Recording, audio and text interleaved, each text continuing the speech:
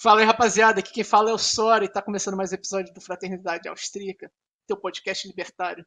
E hoje nós estamos dando uma pausa naquela nossa série de economia e vamos abordar o tema que está sendo falado aí recorrentemente, das privatizações, no caso.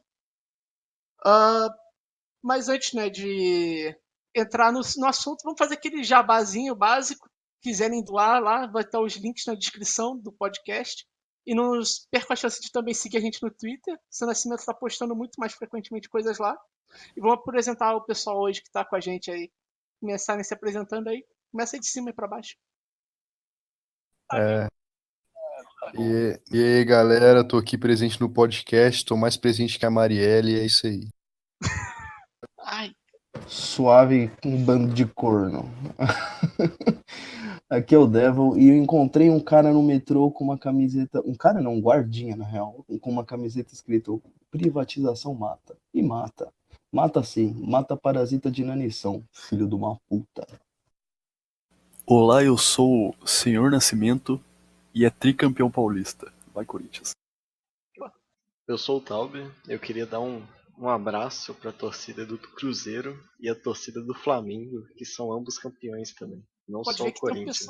a gente tem um pessoal aqui que não respeita muito propriedade privada, né? Corintiano, flamenguista aqui no podcast, tá foda. Aqui é a torcida jovem do Flamengo, porra, aqui é polícia Se você assaltante, pensa que o cheirador, Flamengo é corintiano, time, pô. Jovem o Flamengo não é time não. Time é o Vasco da Gama, o Flamengo é nação. seleção. Eu só quero pontuar uma coisa, hein? Que o Corinthians é um dos poucos times que teve o estádio financiado por dinheiro roubado, diga-se de passagem, hein? Isso já diz muito Não, o sobre dinheiro o caráter deixou dos de ir seus pra estatal torcedores. pra entrar no meio privado. Belo e moral, pô. Feito essas ponderações aí pertinentes, vamos ao assunto, né?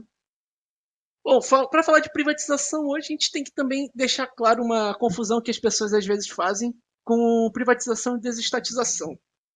Quando a gente está falando de privatizar, a gente fala de tornar uma empresa estatal propriedade de um particular, no caso, ou um grupo de particulares que vão passar a geri-la. Só que falar em privatização não está necessariamente ligado em falar de desestatização, de tirar o Estado do mercado, sua interferência. Porque, no caso, poderia ocorrer uma privatização, mas ainda ter a intervenção do Estado fortemente no setor econômico. Veja o caso, por exemplo, do setor de telecomunicações, que antes era uma estatal que geria, se eu não me engano, Telebrás. Me corrija aí se estiver errado. Isso, Telebrás. Aí saiu a Telebrás, foi permitido a entrada de play, só que ficou a Anatel. Basicamente regulando e fornecendo esse nosso belíssimo serviço de telecomunicações que a gente tem no Brasil, né? Essa internet linda, estável, que seria de nós sem ela, né? De velocidade e barata, né? Como a gente pode ver. Barata e de qualidade. Já ouviu falar disso sem uma regulação? Jamais. Meu caro ANCAP. Só ver aqui que eu tava... Um ponto importante também nisso aí que tu falou de privatização é que, por mais que o Estado ele tente desestatizar o mercado, enquanto o Estado existir, nenhum mercado é desestatizado. Porque enquanto o Estado existir, ainda vai haver cobrança de impostos, ainda vai haver violação de propriedade e ainda vão haver as consequências dessas violações de propriedade e cobrança de impostos. Então, por mais que o Estado, por exemplo, não interfira com legislações no meio do campo de telecomunicações, o Estado cobrando imposto, ele tira dinheiro dos consumidores, que tira dinheiro das empresas a posteriori e que ferra todo o mercado de qualquer jeito. Então, o que o Estado pode fazer é diminuir o grau de estatização. Mas para ser realmente desestatizado, só acabando. É o único meio. Isso. É uma coisa que acontece, o Estado ele tem essa influência, que é o custo de oportunidade, né? Como o Bastiat falava, aquilo que se vê, aquilo não se vê. A gente vê pessoas gastando dinheiro para repor janelas quebradas, mas a gente não vê no que aquele dinheiro poderia ter sido alocado numa ordem espontânea. Só voltando aqui, né? Mais uma vez, desestatizar trata muito mais do que meramente tornar uma empresa privada. Trata de devolver o poder de escolha aos consumidores, deles voltarem a regular o mercado, para que o mercado vá em direção dos desejos mais urgentes dos consumidores, basicamente.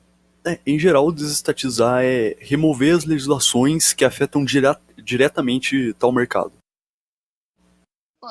Uma outra coisa que às vezes eu vejo assim, libertários defendendo é privatização para gerar caixa. Não sei se vocês vão concordar comigo nisso daí, tipo, que privatização não é o intuito dela gerar caixa, no caso, mas sim limpar o mercado desses maus investimentos, deixar, tipo, basicamente os preços agirem. Não sei se vocês vão concordar, quiserem apontar alguma coisa.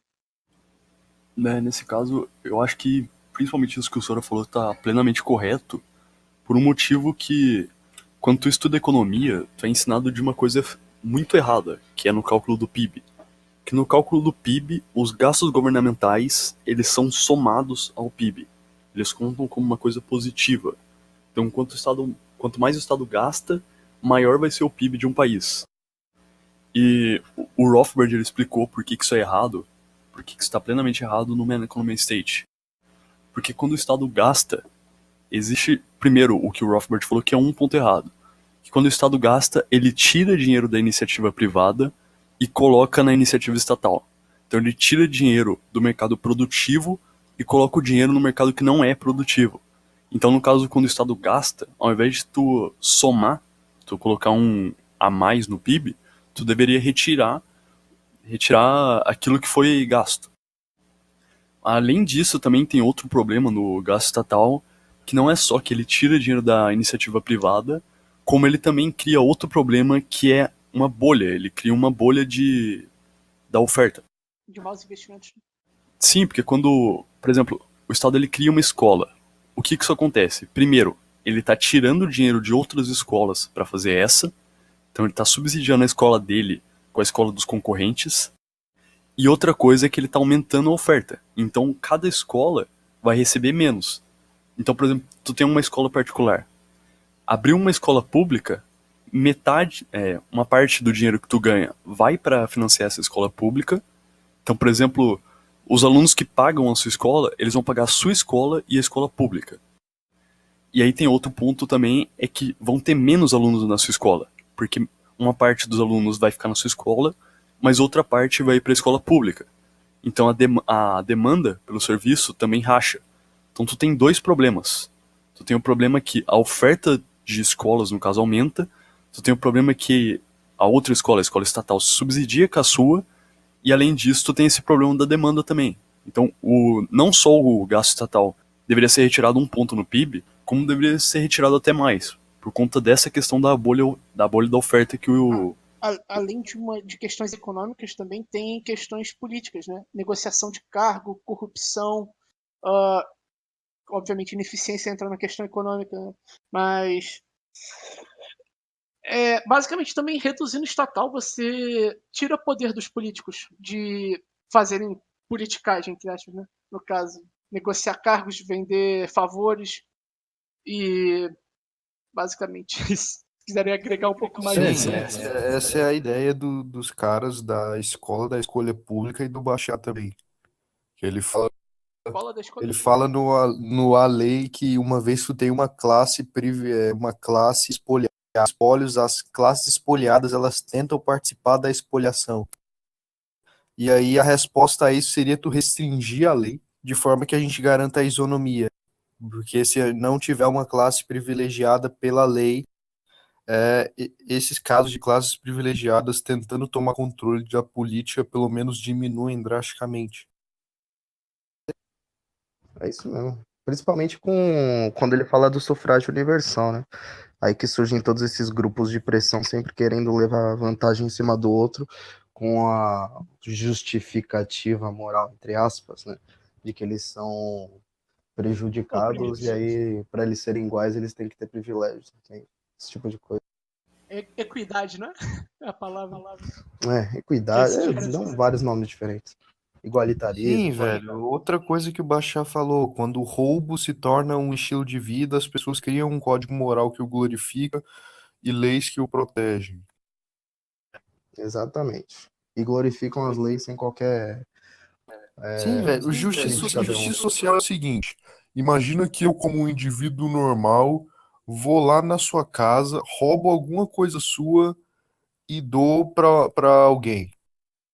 Se perante o Estado eu seria preso por roubo e esse cara sofreria alguma coisa por receptação de produto roubado. Mas quando o Estado toma o dinheiro de você e dá para uma pessoa, isso é chamado de redistribuição de renda. E é visto como lindo, né? Ainda por cima. Ser chamado de igualdade. A expoliação legal. Então, é principalmente por isso que gasto estatal é uma coisa plenamente horrível, por assim dizer, e tem que ser privatizado. Por exemplo, qualquer estado, qualquer mercado que o Estado entre, ele vai ferrar com o mercado e ele vai criar uma espécie de ciclo que vai fazer o Estado aumentar. Por exemplo, naquele exemplo das escolas que eu estava dando, imagina que tem as escolas privadas e o Estado começa a entrar. O Estado começa a entrar, o que acontece? Ele é ineficiente, então os gastos deles vão ser muito altos e o ensino vai ser ruim. Só que como o gasto é muito alto, as escolas privadas, que são de onde vem o imposto para pagar essa escola pública, vão ser aumentados. Então a escola privada vai ter menos dinheiro. E como tem mais escolas públicas, vão ter menos pessoas pagando.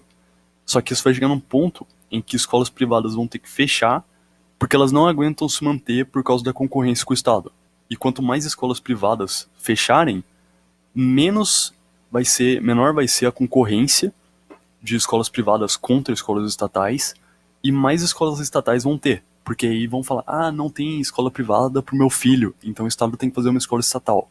Aí o Estado vai lá e vai fazer mais escolas. E quanto mais escolas ele fizer, mais escolas privadas vão fechar. Até que vai chegar num ponto em que o Estado vai chegar no máximo e todas as escolas vão ser estatais. E isso daí que você falou agora, Nascimento, eu vi em algum livro, não sei se era do Mises, se não me falha a memória. Você lembra? Cara, eu não sei de onde eu tirei isso agora, mas eu já vi algum Cara, livro. eu tinha visto em algum livro. Eu acho que é o Rothbard que fala isso mesmo. Rothbard? É, pode ter sido. Acho que sim.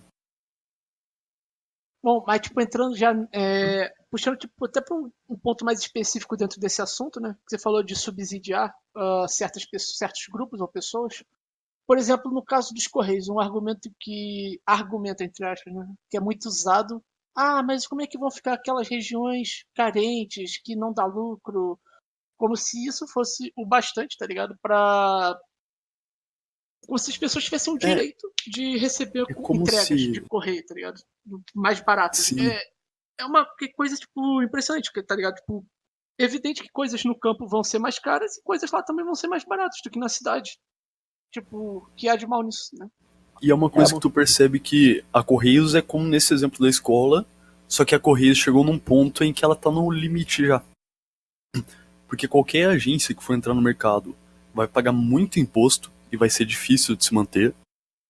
E vai ter muita dificuldade de conseguir consumidor, porque a maioria dos consumidores já tá com a Correios. Então, tipo, não tem espaço para novos players no mercado, por mais que eles digam ser aberto. Mesmo sendo aberto, de tanto que é subsidiado o Correios, não tem como tu entrar e competir. Então tu entra nesse problema, que vai ter áreas que realmente não vão ter alternativa ao Correio, mas justamente por isso, porque o Correios ele ferra com a concorrência dele. Sem falar. Você quer falar, Débora? Fala aí. Não, pode falar. Eu só ia fazer tipo, um comentário de que, tipo, até para o Correios perder o monopólio de entregar cartas, teria que passar uma emenda constitucional. Ia ser uma dor de cabeça fodida. O arquétipo positivista, ele é bem aparelhado, né? Digamos assim, é bem difícil você mudar isso daí. Mano, os caras colocaram na Constituição correio, entrega de carta. Porra. Tudo tem que estar na lei, né? Tudo tem que ser a lei favorecendo os aliados do... Mas para pra pensar, né? Passagem de informação, circulação de bens, faz sentido colocar isso do Estado querer controlar isso. O senhor Nascimento é um cara extremamente preguiçoso, então ele pede que outras pessoas passem sobre os Correios, ao invés de ele mesmo pesquisar. E fui eu que fiz esse trabalho, porque eu sou um cara muito... Mentira, eu sou preguiçoso também, mas eu queria algo para fazer e algo para ler, então eu fui fazer uma pesquisa de dados sobre os Correios, e aí eu achei um relatório do Ministério da Transparência e Controladoria Geral da União, quer dizer, que é um relatório soltado pelo próprio Estado, e ele fornece dados de 2011 a 2016, situação da empresa de Correios e Telégrafos. ECT, Empresa de Correios e Telégrafos, ele dá dados da margem bruta da empresa, dados do prejuízo acumulado da empresa e tal. Uma coisa que me chamou a atenção nesse relatório é que a primeira coisa que é falada no relatório é que desde 2013 a empresa possuiu seguidos prejuízos contáveis, quer dizer, ela estava gastando em custo de produção mais do que ela arrecadava. Lembrando que esses dados são de 2011 a 2016, e aqui vão algumas verificações desse relatório. De 2011 a 2016, o que aconteceu foi uma constante degradação da liquidez da empresa. O que é degradação da liquidez? Liquidez é a capacidade da empresa de se pagar a longo prazo. A empresa vai se endividando cada vez mais e isso diminui a liquidez dela. Então, isso reduz a rentabilidade da empresa e esses prejuízos crescentes começaram em 2013. Os Correios eles só tiveram superávit, lucro líquido, em 2011 e 2012. Ele reduziu aproximadamente 92,63%. Sim, esse número é real, liberado pelo próprio Estado, Ministério da Transparência e Controladoria Geral da União. No longo prazo, isso só significa um aumento da dependência da empresa se não forem tomadas medidas para mudar isso. E a União ou ela vai ter que injetar mais dinheiro para continuar mantendo a empresa operacional, manter a liquidez da empresa. Então, essas foram as verificações, mas agora eu mostro de maneira mais detalhada como se chegou a essas verificações. É o seguinte, de 2011 a 2015, os custos médios anuais da empresa cresceram 11,34%, enquanto a receita média anual aumentou só 6,34%. O que significa que a margem bruta da empresa, quer dizer, o espaço que a empresa tem entre custos e preços, ela diminuiu. O crescimento do déficit da empresa foi cada vez maior. Em 2016, a coisa muda um pouco, cresceu aproximadamente 9,14%, porque o custo anual médio ele aumentou em 4,49%, enquanto a receita aumentou em 5,17%. Só que é importante a gente notar que esse crescimento da margem bruta não seguiu crescendo, só que ela cresceu menos. Em 2013, em especial, tem uma coisa que aparece no relatório que é muito engraçada, é que ocorre um aumento numa coisa muito subtrativas, porque foi no ano de 2013 que a empresa reconheceu vários benefícios pós-emprego de vários empregados. Benefício pós-emprego é especificamente assistência médica e aposentadoria. Galera começou a exigir aposentadoria e ou assistência médica. Só teve lucro líquido em 2011 e 2012, e mais da metade desse lucro líquido foi utilizado em 2011, 2012 e 2013 para pagar dividendos e juros sobre o capital empregado pela empresa. De 2014 a 2016, o que sobrou de reserva, dessas reservas, depois que foi pago esses juros sobre o capital empregado, depois que foram pagos esses dividendos, essas reservas que sobraram foram usadas para conter o prejuízo acumulado de 2014 a 2016. Então o que significa isso? A gente tem uma empresa criando déficit desde 2013. Só que o que aconteceu em 2016, desse aumento na margem bruta, em que o crescimento dos custos foi menor que o crescimento da receita, foi justamente por causa do reconhecimento pela União da isenção tributária da empresa. A empresa parou de... Sim, isso é real. A empresa parou de pagar PIS, COFINS e acho que impostos, e com isso ela conseguiu economizar 18 milhões ao ano. Isso ajudou um pouco a ter o crescimento da dívida, porque conteve o aumento nos gastos, e aí deu para dar uma aumentada na margem bruta em 16. Se a gente olhar o final de 2016, é aí que vem o dado assustador. Em decorrência desses déficits acumulados, a empresa fechou em 2016 com um prejuízo de 1,48 bilhões de reais. Posso dar só um dado até de 2016 aí? Em Fala. março desse ano, eles anunciaram, foi relatado um recorde de reclamações. 10 mil reclamações feitas em apenas um mês. Sendo que, tipo, acho que tinha feito esse. Tipo, tinha sido umas 12 mil, tendo 3 meses contados de janeiro até março. E. Não, pera. Como é que tá dando um erro aqui? Não, foi só em março. Foi só em março 10 mil registrados. E é foda que a Correios é a empresa que, pelo menos no Reclame Aqui, é a empresa que mais tem reclamação no mundo inteiro. Não tem nenhuma outra empresa no mundo com mais reclamação que a Correios. Tem menos resposta, né? KKKK. Sim, velho, mas eu ainda nem terminei de falar uns dados ainda. O que eu queria reclamar agora é a maneira como o jornalista expõe a porra desses dados, porque a pessoa, além de conhecer os termos que o jornalista usa, ela tem que prestar muita atenção. Teve uma matéria do jornal que eu li que ela mencionou corretamente que a empresa teve um prejuízo acumulado de 1,48 bilhões, só que o que confunde é ela falar que a empresa fechou em 2018 com 111 milhões de lucro líquido. Esse lucro é do ano, ele não é tipo o prejuízo acumulado, que a gente soma todos os anos anteriores. Que a maneira como o jornalista coloca faz pensar que ele conseguiu superar esse déficit de 1,48 bilhões em 2016 e ainda ter um superávit de 111 milhões em 2018. Não, esse superávit é do ano, ele não é referente ao prejuízo acumulado. O prejuízo acumulado em 2016 foi 1,48 bilhões. Esse lucro líquido de 2018 é do ano. Ele não é referente à soma de tudo que a empresa deve desde então.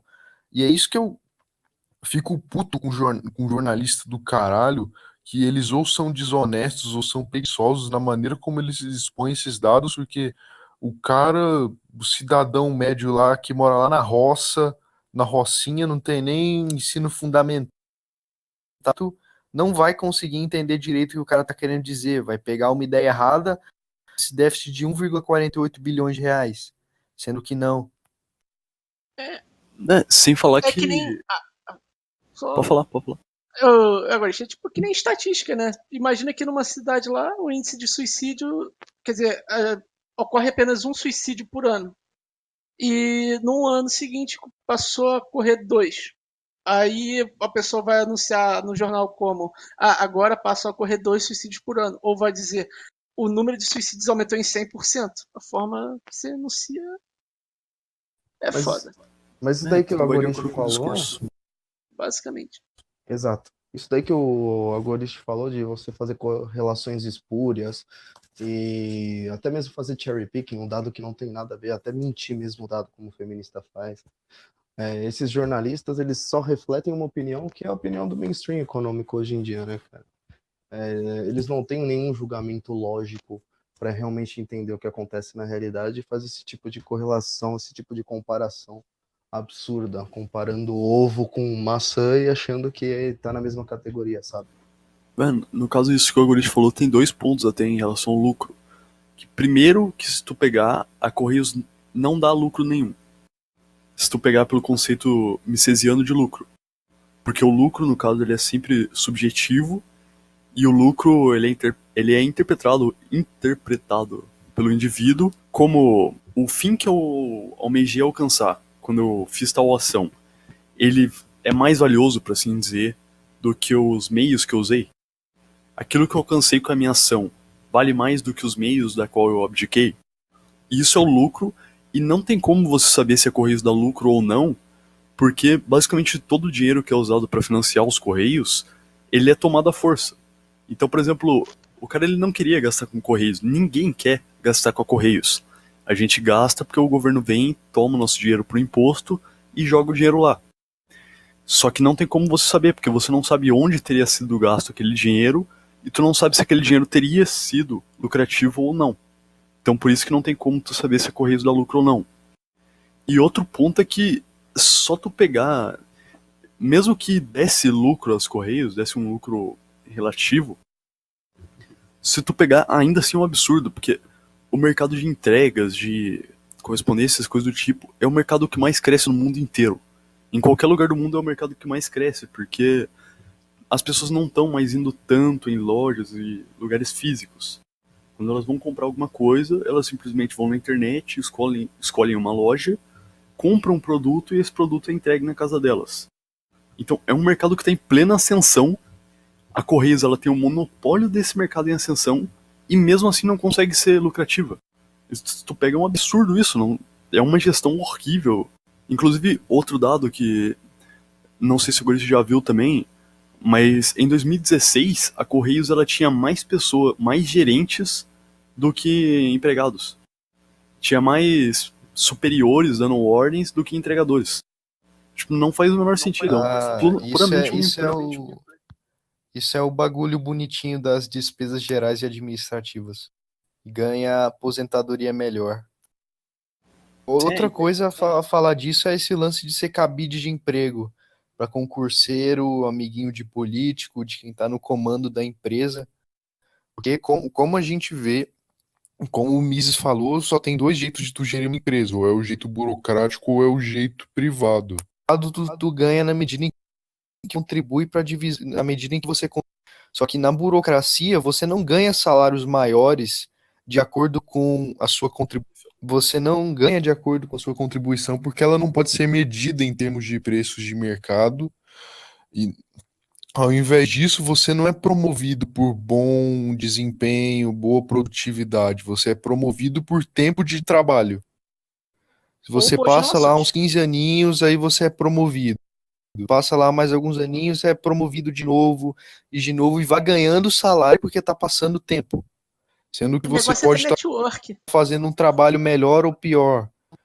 Peraí, deixa eu só Então, pontuar agora assim, uma coisa em cima do que o Agorist falou, porque eu já vou ter que vazar que eu vou ter prova.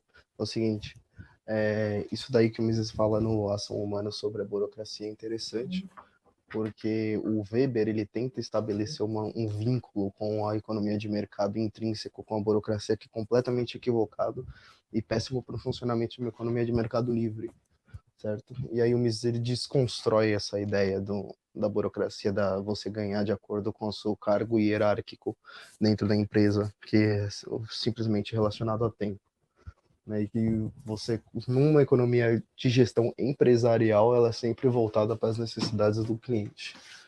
Tá, então eu só quis fazer esse último ponto, que eu realmente vou me atrasar para a faculdade, se eu ficar mais um pouco aqui. Então, eu vejo vocês no próximo podcast.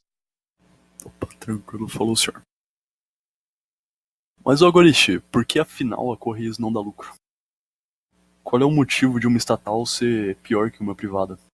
porque o objetivo da gestão pública desde o começo nunca foi garantir eficiência econômica. O objetivo da função estatal de produção, ele não é baseado em termos puramente de cálculo econômico. Você coloca nessas coisas, nesse cálculo, nessa balança, coisas que não são monetárias. Por exemplo, tem gente que defende serviço público porque mesmo que uma empresa de eletricidade esteja incorrendo em déficit, ela leva para populações que não podem pagar por eletricidade. E aí, mesmo que a empresa esteja com um déficit, tu está colocando nesse cálculo o fato de que tem gente que não pode pagar recebendo o benefício dessa energia. Então, o objetivo da gestão pública nunca foi garantir eficiência, foi garantir coisas que estejam fora da economia de mercado e dos preços. É garantir noções abstratas como bem-estar social, generosidade, tudo bonitinho, vamos ser solidário, altruísmo do caralho. Então, por que uma empresa pública é ineficiente? Porque ela não foi feita para ser eficiente. Simplesmente assim, ela não foi feita para ser eficiente e não tem como medir a eficiência dela. Então é Né, sem importante. falar que, mesmo se elas fossem feitas com o intuito de ser eficiente, elas ainda não seriam, porque no caso, primeiro que elas estão jogando sem preços de mercado, então não tem como. E além disso, porque os incentivos para ela ser eficiente não existem, basicamente. Porque quando uma empresa estatal está lá, os recursos que ela adquire são de forma coercitiva e os serviços que ela oferece, tipo, não faz diferença se vão ser de qualidade ou não. Então, o incentivo, a eficiência, por assim dizer, que ela pode oferecer é fazer um serviço pelo menor custo, tendo. Aliás, o incentivo de uma empresa privada normalmente é tu ter o menor custo e a maior qualidade. Só que numa empresa pública, tu não precisa baixar o custo nem melhorar a qualidade. Porque os clientes sempre vão vir e não faz diferença se eles virem ou não. Então a ideia é abaixar ao máximo o custo e aumentar ao máximo o lucro. Então por isso que tu não tem qualidade em meio a empresas privadas. Na estatal os custos são coletivizados e os lucros, se existirem lucros, que nunca vão existir provavelmente, também seriam coletivizados, ou seja, pro cara que está gerindo ela, ele só E vai a gente, ganhar caso ele entre em esquemas de corrupção, troca de favores. Sim, o cara não é empresário, ele não lucra em cima da empresa, ele ganha um salário fixo pelo Estado. A empresa tendo déficit ou não, o cara vai continuar ganhando o mesmo salário fixo pelo E Estado. lembrando que entra aquela questão da gente estar na democracia, né? Que ele tem todos os incentivos para pilhar o mais rápido que ele puder no mandato do amigo que indicou ele, no caso. Porque pode ser que ele não tenha chance no próximo. Sim, O, é uma alta preferência temporal intrínseca. Aí, o Talbot tá falando que o microfone dele tá piscando ali. Tal. Fala aí. tô tentando. Fora que também empresas públicas de gestão pública elas viram capital político.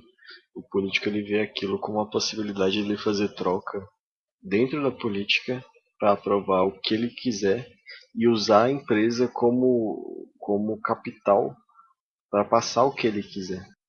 Não tem incentivo para você colocar nos é o cabide de emprego. Não tem incentivo para você colocar na, na, na como que fala? Eu esqueci Os o termo. melhores Não, na administração, na gestão, quem manda na no empresa. conselho, sei Na lá. gestão da empresa, a gestão da empresa vai ser feita basicamente por indicação política. E isso traz consequências como, por exemplo, pessoas que não deveriam estar lá, estão lá, porque eles têm um histórico que o fato deles estar lá foi usado em troca política. Sem falar que os caras que vão querer esses cargos são intrinsecamente, pelo menos há uma tendência intrínseca de serem pessoas com alta preferência temporal. São pessoas que não querem se arriscar no mercado, que não querem pôr o capital a um risco em busca de um maior lucro no futuro. São pessoas que querem o lucro garantido lá, aquilo lá certinho, beleza. A estabilidade. Exatamente. Aquela clássica. o argumento que o Mises expõe no Burocracia para explicar por que a burocracia é intrínseca à administração estatal é o seguinte: vamos usar uma noção de senso comum de bom ou mal. Imagina que o administrador da empresa pública ele é um cara bom. Ele quer o melhor possível para os seus cidadãos, ele quer que eles tenham bons serviços, ele quer que as pessoas tenham esses serviços e esses produtos. Como ele faz isso? Quanto mais ele gastar na empresa e investir em bens de capital, mais ele vai produzir, mais ele vai poder dar para os seus cidadãos. Então, se ele fosse bonzinho de forma absoluta e tivesse o poder ilimitado de fazer isso, as pessoas não iam conseguir aguentar nas costas os impostos que elas teriam que pagar para sustentar uma empresa, porque os gastos desse cara iriam gasta e investe na empresa, mais ele consegue produzir, mais ele consegue entregar para os seus cidadãos que ele quer ajudar. Por outro lado, se fosse mal e tivesse um poder ilimitado, ele tentaria tirar da empresa o máximo de dinheiro que ele pudesse possível, faria os piores investimentos possíveis Então, em ambos os casos, qualquer que seja o caso, vem a necessidade de tu estabelecer regras rígidas e padrões fixos. E o nome que se dá a essas regras fixas e padrões rígidos é burocracia. Estabelece que o cara que administra a empresa, ele se torna um burocrata, ele obedece a ordens pré-estabelecidas, coordenadas, tudo bonitinho estabelecido ali. É por isso que não dá para administrar uma empresa privada como uma empresa pública. É tu tomar um quadrado como se fosse um círculo. Não dá para fazer isso. A diferença fundamental entre a empresa privada e a empresa pública é a maneira como se adquire o dinheiro. E é dessa diferença fundamental que advém todas as outras diferenças. Que é a necessidade da burocracia na empresa pública. O lance da indicação política na empresa pública, o lance do cabide de emprego, o lance de você receber por tempo de contribuição. Como tu não avalia a contribuição da empresa pública, não tem como avaliar a contribuição da empresa pública, não tem como avaliar a contribuição dos funcionários. Então, a alternativa que resta é tu dar um padrão totalmente arbitrário para eles receberem aumento de salário. E tem a questão de incentivos também, porque quando tu não arrisca o teu próprio dinheiro no teu negócio, tu não tem tantos problemas em falir. Porque, por exemplo, se tu pega, tu vai abrir uma empresa, e com essa empresa tu vai usar completamente o dinheiro do teu vizinho. Tu não vai tomar tanto cuidado com essa empresa quanto tu tomaria se esse dinheiro fosse seu. Porque quando o dinheiro é seu, tu bota o seu capital a risco, e se tu perder, você se ferra. Já quando tu abre uma empresa com o capital de outras pessoas, se ela falir, tu meio que foda-se, porque aí tu vai continuar de boa. Isso daí Sim. entra naqueles 4 jeitos de gastar dinheiro que o Milton Friedman falou. É o lance do Milton tu ia falar Friedman, isso? neoliberal. Tu ia falar isso, Agonis? Não, porra, bagulho dos pode 4 falar, jeitos de pode gastar dinheiro do Milton Friedman é um clássico, né, velho? Tem 4 jeitos de gastar dinheiro. Eu vou falar de uma forma bem simples aqui. Eu posso gastar o meu dinheiro comigo mesmo, e aí eu vou me importar muito com como eu gasto. Eu posso Com gastar o como dinheiro eu. dos Travou outros depois do com como eu. Como eu Como eu gasto. Então, de acordo com o Milton Friedman, existem 4 maneiras de se gastar dinheiro. A primeira é a seguinte: eu gasto o meu dinheiro comigo mesmo, e aí eu me preocupo muito com como eu gasto e no que eu gasto. Eu posso também gastar o dinheiro dos outros comigo mesmo, que aí eu não vou importar tanto no como eu gasto, mas no que eu gasto eu vou me importar. Quer dizer, o quanto eu gasto, eu não vou importar, e no que eu gasto, eu vou importar. Se eu estiver usando o meu dinheiro com os outros, eu vou me importar com o quanto eu gasto, mas não vou me importar tanto assim com o que eu gasto. Vai ser um incentivo mais fraco a isso. Ou eu posso gastar o dinheiro dos outros com os outros, e aí eu tô foda-se pro dinheiro, para quanto de dinheiro que eu tô gastando, e foda-se no que eu tô gastando. Bom, então a gente falou bastante sobre por que privatizar, mas aí fica uma questão, né? Como isso deve ser feito? Bem, você pode basicamente vender para um particular, ou grupo de particulares. No caso também teve casos específicos lá que empresas que eram antigamente privadas foram tornadas estatais e posteriormente foram devolvidas aos particulares que detinham ela antes de ter sido basicamente roubada. Mas alguns métodos que foram apresentados lá pelo Rothbard, dentre eles tem 3 que ele comentou um pouco mais. O primeiro seria tipo, você daria uma cota de ação para cada pessoa, para cada um dos 200 milhões de brasileiros, ganharia uma cota de cada estatal que existe. Isso leva a alguns problemas, né? Nem todos, algumas pessoas estariam ganhando algo pelo qual elas não teriam propriedade legítima. Sem falar que é um Basicamente bagulho isso. meio difícil de se organizar, por assim dizer. Muitas pessoas iam acabar, sei lá, falando: ah, é muita coisa, isso aqui não dá nem 10 centavos, então deixa quieto. Não, esse daí não é difícil, não é tão difícil de organizar quanto Não, isso o outro tem método lá muita de criança aí para receber. Tudo bem, tem as questões pormenores aí que. Bom, tanto Fazendo faz, isso, né? você pode ter quase certeza que metade, pelo menos, não vai querer. Tipo, sei lá, Qualquer vai método vai ser preferir arbitrário. evitar. Oi? Qualquer um desses métodos aí vai ser arbitrário dentro desse daí de Sim, igualdade. Mas então, deixa eu. O outro que ele diz que é mais impraticável ainda, que é o da proporcionalidade. Ah, basicamente, você pegaria o quanto cada um contribuiu e faria na proporção, daria as cotas proporcionalmente ao que eles contribuíram para essas estatais, tipo, quanto do imposto deles, ah, quanto eles foram roubados de imposto seria devolvido para eles em ações de estatais. Bom, esse eu acho até no, um pouco razoável, dependendo da forma como for feito. Que, por exemplo, se tu pega as escolas públicas, tu consegue fazer isso de uma forma relativamente boa, por assim dizer. Só que aí, claro, uma escola pública, tu não vai pegar e vai dividir por todo o país de acordo com o imposto que cada um pagou.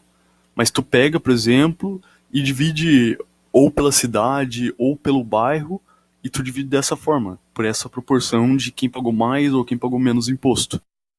Essa eu acredito que talvez tenha uma certa eficiência. O Hoppe fala sobre isso no O que deve ser feito.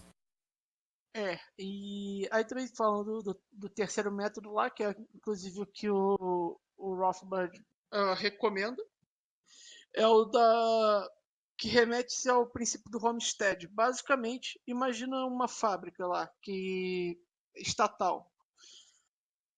Vo- ele consideraria que a fábrica, ao ser desestatizada, privatizada no caso, ela estaria não sendo privatizada no caso ainda, sendo o Estado largando sua propriedade, ela estaria ah, livre de donos, ou seja, aqueles que mesclassem o trabalho com ela seriam seu legítimo dono. Portanto, Estado os de natureza. trabalhadores, administradores que lá estão, basicamente seriam os donos legítimos. Pelo menos é isso que ele E argumenta. essa eu Isso acho que daí. faz bastante sentido também, porque meio que tu não cria confusão na gestão. Porque aí o pessoal que tá lá meio que já entende mais ou menos como a empresa funciona e consegue manter ela. Esse é um dos métodos também que eu acho bem eficaz, por assim dizer. Mas, tipo, o principal é tu tirar o estado do negócio. Tu tirando o estado do negócio, tu já começa a criar incentivos de capitalismo, por assim dizer. Tu coloca o capital das pessoas em risco em busca de lucro, e aí tu, por mecanismo de mercado, tu torna isso o negócio mais eficiente. Além do que tu para de parasitar pessoas para sustentar isso. Então, Falta ter lógica de mercado, né? de qualquer forma, cara, se pegar e numerar os brasileiros de 1 a 200 milhões, e para cada estatal privatizada, tu vai lá e sorteia um número de 1 a 200 milhões, tipo, quem cair é o dono da nova. É o dono da estatal. Tá melhor do que o Estado continuar sendo dono. Porque pelo menos a pessoa vai estar sujeita ao mercado e ela não vai parasitar ninguém para sustentar isso. E aí, Goris, qual método tu acha mais eficaz?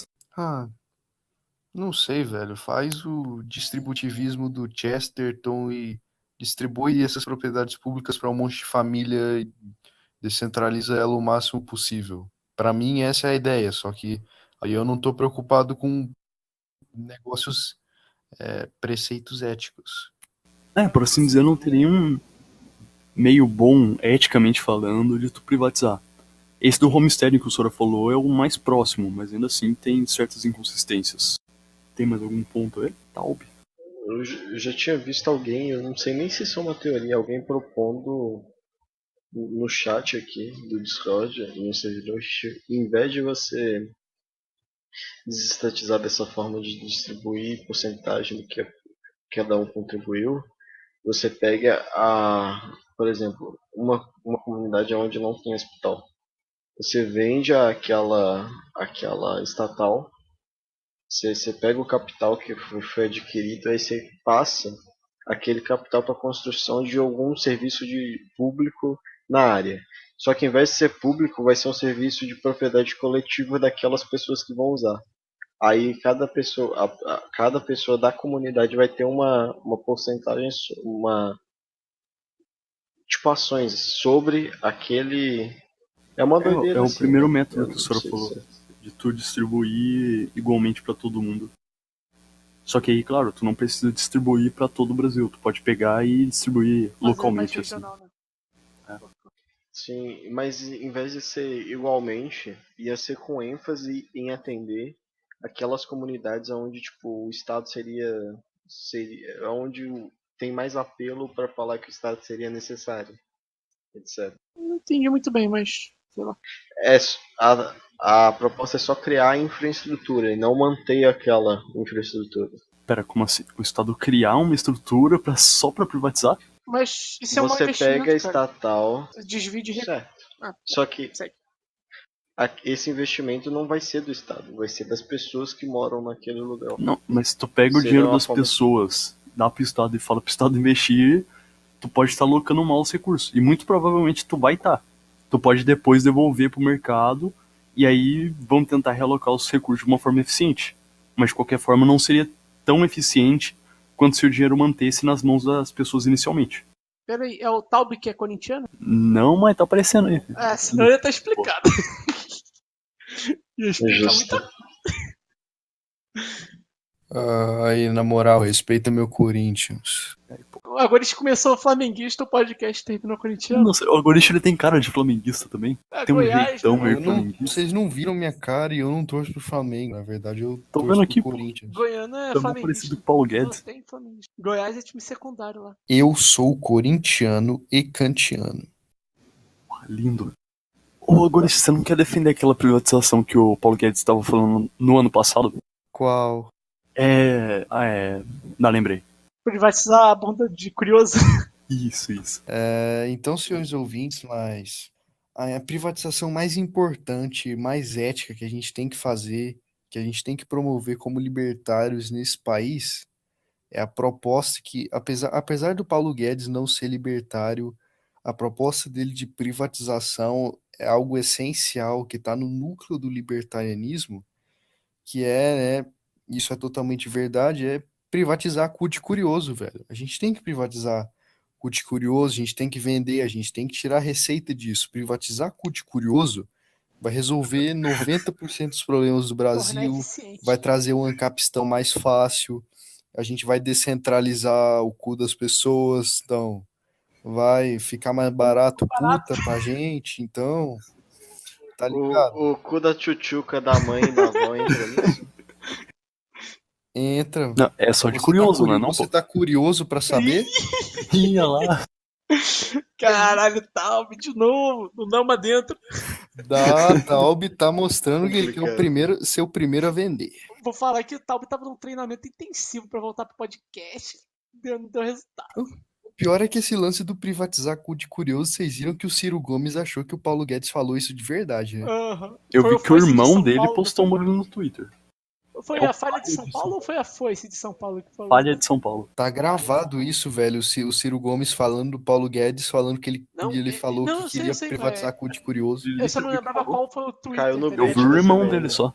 O Cid? É, o irmão dele eu vi postando lá. Mas o Ciro farou. O Ciro Eu não fez, vi tem o vídeo Cid, dele no eu vi YouTube. o Ciro. Só procurar aí. Então a gente tá finalizando aqui mais um podcast. Pessoal, se vocês quiserem se despedir um pouco aí. A clássica despedida da Gorish. E aí, galera? Nesse podcast aqui a gente não argumenta, porque eu decidi na minha filosofia pessoal que eu só argumento com puta o preço do programa. Então isso aqui não é uma argumentação, isso aqui é só uma exposição mesmo, tá ligado? O monólogo. Joguem dinheiro na minha cara e tô me despedindo de novo, é isso aí. Fala aí, seu Nascimento. Não, eu queria falar que eu não sou tão bom com despedidas, então começou a eu só vou falsidade. pegar um copo. Ai, caralho. Então eu só vou pegar um copo de água e eu volto no próximo episódio. Não foi tão ruim assim. Isso foi muito boiola. Era pra minha despedida ter acabado, mas eu renasci Cara, das cinzas pra agora- falar que o Senhor Nascimento é boiola e agora eu me despeço realmente. Ô, seu Nascimento, tu torceu pro São Paulo, né, porra? Mentindo, disse que torceu pro Corinthians. Porra nenhuma. E aí, Taub, quer se despedir ou... Eu só queria falar que imposto é justo e sonegar é Isso daí é um até logo ou até daqui a não sei quantos episódios? É um até a vista. Mas não dá pra ver no podcast, pô. Até escutar. Bom, então valeu aí, galera, por todos que ficaram assistindo aqui. Ah, tá, então deixa eu falar, deixa eu revoltar aqui. Bom, então, galera, se quiserem. Então, galera, se quiserem ajudar o Seu Nascimento a manter esse podcast no ar, que ele agora tá tendo que desembolsar, acabou o contrato lá de graça, o test drive, que agora tem em torno de uns R$ 25, é isso? Isso. 25 pila, e se o pessoal doar aí vamos subir pro plano de R$ 40 e vamos postar mais podcast. Bom, então é isso. Os links vão estar na descrição, como a gente já falou no comecinho do episódio. Se vocês tiverem interesse, tenham interesse, por favor, jogue dinheiro na nossa cara. Então é isso, falou e vejo vocês no próximo episódio.